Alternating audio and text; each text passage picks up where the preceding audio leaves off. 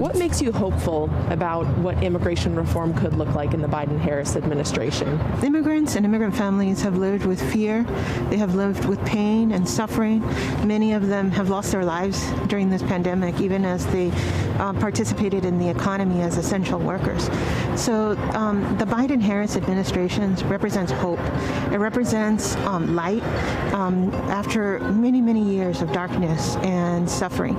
And so this is a moment in which immigrants look at their children, look at their friends and their neighbors, and feel that they can live free in their country. President Biden sent an immigration bill to Congress. The U.S. Citizenship Act modernizes our immigration system. It provides hardworking people who've enriched our communities and lived here for decades an opportunity to earn citizenship. I know that Sheila had an active role in shaping what immigration policy looks like under this administration. What was your influence here? We were part of a team working with the Biden transition team to really move forward what we thought needed to be changes in the immigration law and in immigration policies.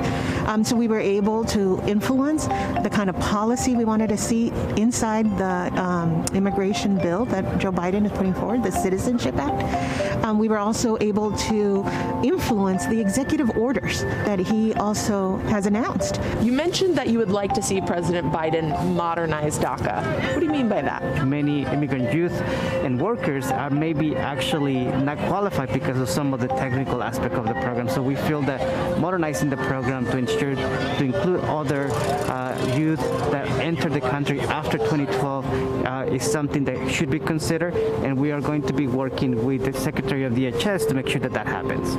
We're also very clear-eyed. We know that it's going to be a hard road forward in order to get immigration reform across the finish line. We know that there's opposition from many of the same people who supported Trump and who were part of the insurrection. We get that. We also know that we have very thin margins in Congress, both in the Senate and the House of Representatives. But I believe strongly in the American people. I think they will rise up with us to call their members of Congress, engage them, tell them they support it. And I do believe that there are so many people who support immigration reform. Perder todo. Hijos, casa, todo. How would you like to see Biden address the roots of migration in Central American countries?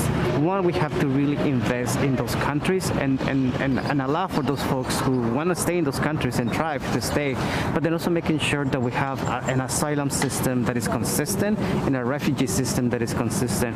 If people qualify based on current law, they should be allowed to enter the country and be provided with asylum.